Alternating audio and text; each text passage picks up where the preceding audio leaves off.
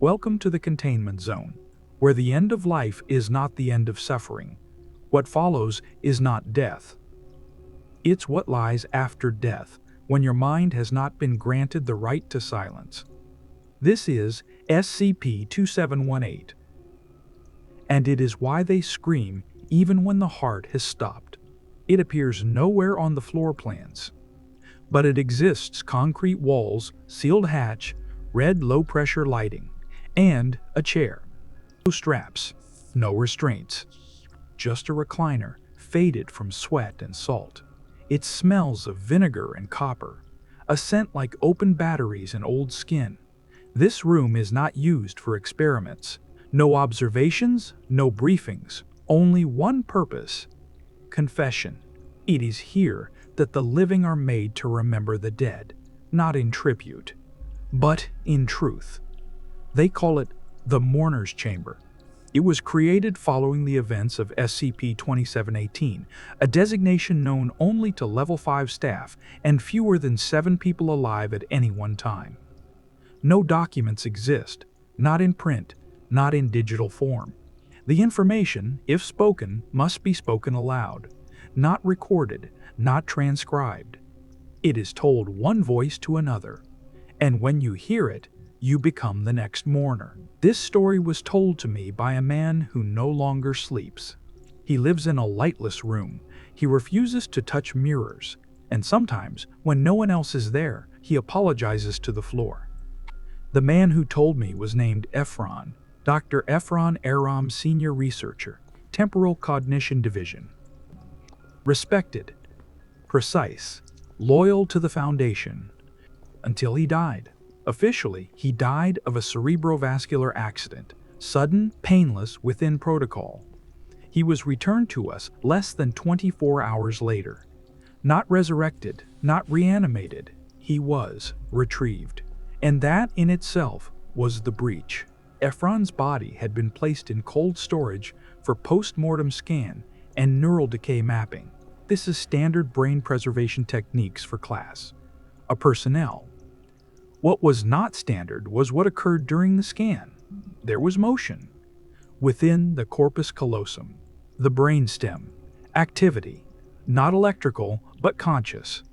Recognition response in the prefrontal cortex, a weak pulse of fear, an involuntary. The team pulled back, expecting interference. Instead, they heard a sound. Not from the equipment, not from the room, from inside the dead man's body. A voice, hoarse, damaged, words spoken as if from a tunnel filled with smoke. "Help, it doesn't stop. Please, I see all of it. I'm still?" Then silence, and he convulsed. Not biologically. Something else turned his body. Not like a puppet, more like a borrowed skin. For 28 seconds, Ephron's corpse looked at each person in the room, not with his own eyes, but with something behind them. And then it collapsed. That same night, 4 of the 7 researchers resigned. 2 were later found unresponsive in their homes. Heart function ceased, but their pupils were still dilated, their eyes full of something that didn't seem to want to stop seeing. The body dies, the brain cools, the breath leaves, but the self, the you, does not go. SCP-2718 is not an object, not a place, not a being. It is a condition, a contamination of death itself. We do not understand how it began. Some believe it was caused by exposure to a broken reality, a failed resurrection, a flawed procedure, a breach into an abstract dimension. Others say it always existed, but only now do we have the means to know it. Here is what is known. Those affected by 2718 remain conscious after death. Not in spirit, not metaphysically, neurologically. They feel the body decay, feel it rot, smell their own lungs collapsing inward like spoiled fruit. They hear insects chewing through muscle. They feel maggots slide beneath the skin. They taste themselves. They scream, but the mouth has sealed. No time passes. Or it passes all at once. There is only presence, as if the mind becomes trapped in a mirror with no reflection. Some scream for minutes, others for years. One test subject unknown to the world described centuries of remembering. I was still me, in a dark that had shape. This is not soul, not afterlife. This is biological eternity, a perfect, unbearable stasis where cognition persists after all systems fail, and it spreads, not by touch, not by virus, by knowledge. To hear of SCP-2718, to comprehend it, is to risk infection. Because once you know that consciousness can outlive the body, your brain begins to prepare for it. It began subtly. Reports surfaced of people refusing sleep, children speaking of being watched from inside the walls of their dreams, hospice patients with no remaining motor control, crying. But only when left alone. A young woman in Prague, dead from drowning, was found clinging to the dock post-mortem, not floating, gripping, fingernails embedded in the wood. Her hands were broken from the inside out.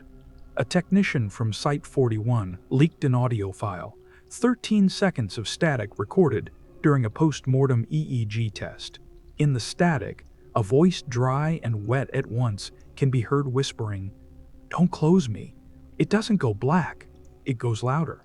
The file is no longer accessible, but copies circulated, and soon, urban legends blossomed like fungus. If you speak of death in certain terms, it listens. If you remember someone too vividly, they can't leave.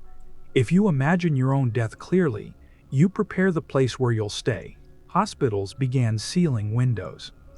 Autopsy centers doubled their rotation cycles. Undertakers wept for no reason.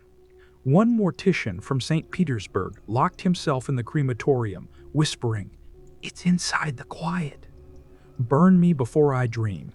The flames never touched him. He died from cardiac arrest, eyes open, tongue bitten clean through. There were other cases, more frequent, more specific, but we cannot prove any of them were related to 27W18, and yet they all said the same thing in the end. I know what's coming, and I cannot stop remembering myself. You cannot unhear it. That's the curse of SCP-2718. It's not a pathogen. It's a knowing a shape that your mind takes once told the truth, and once your neurons know, they plan. They anticipate the wrong ending. Inside Foundation black sites, personnel began exhibiting symptoms of premature cognitive stasis, lucid dreams occurring while fully awake, reflexive flinching at bodily silence, hallucinations of their own voice screaming behind their eyes. One researcher, shortly after a 2718 briefing, carved this into her desk. "If I die while remembering myself, will I still be me?" Another technician exposed to the oral transmission pattern left a suicide note that simply read, "Death was a lie we told each other. Files are locked, transcripts deleted, but whispers travel faster than signals." The very idea is corrosive. Some have theorized SCP-2718 isn't a condition at all, but a mimetic reflex, a cognitive mirror that reflects the observer's own shape of mortality back at them. What you believe death is what you receive, and once someone receives 2718, they are no longer dying toward silence. They are falling endlessly into the awareness that they still exist. There is no scream. There is only the memory of the scream, looping without permission. One overseer confessed privately that he would rather detonate his implant than ever be revived by accident, because he no longer believed in rest. He believed in noise beneath the soil that could remember his name. How do you contain a thought? How do you classify an idea that burrows into the space where silence was supposed to go?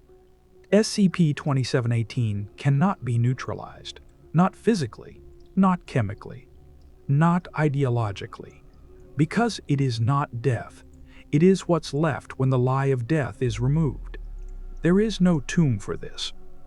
No grave deep enough, no silence thick enough, no fire hot enough.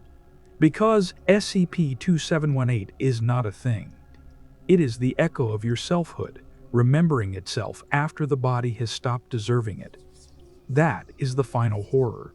Not pain, worms, not decomposition, but consciousness, endless, suspended in the rotting theater of your final moment, trapped not in some spiritual plane, but within the very memory of what your brain was, as it fails slowly and never completely.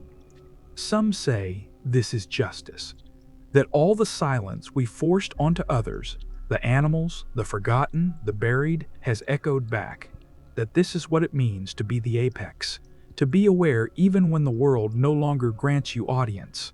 That death, somewhere, once worked properly. That SCP-2718 is not truth. It is a glitch in the machinery of endings, and that by speaking of it, by learning it, we have overwritten something ancient that used to turn out the lights when we were ready. I was told this story by a man who hasn't blinked in 3 days. His voice shakes when it starts, but steadies by the end. Like someone practicing for a scream they'll never be allowed to finish. He always ends the same way. Are you still listening? Then it's already begun. The Foundation tried. Memos were rewritten.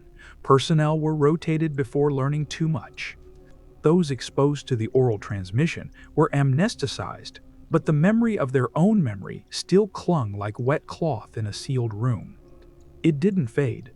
Because how do you forget something your brain now expects to experience? One site director dissolved into near catatonia. When recovered, he was found repeating the same phrase in a voice that sounded like it was being spoken from behind his own teeth. They left the lights on behind my eyelids. Ethics panels collapsed. Some argued that SCP-2718 should be weaponized, a mimetic deterrent, a conceptual nuke. Others demanded silence.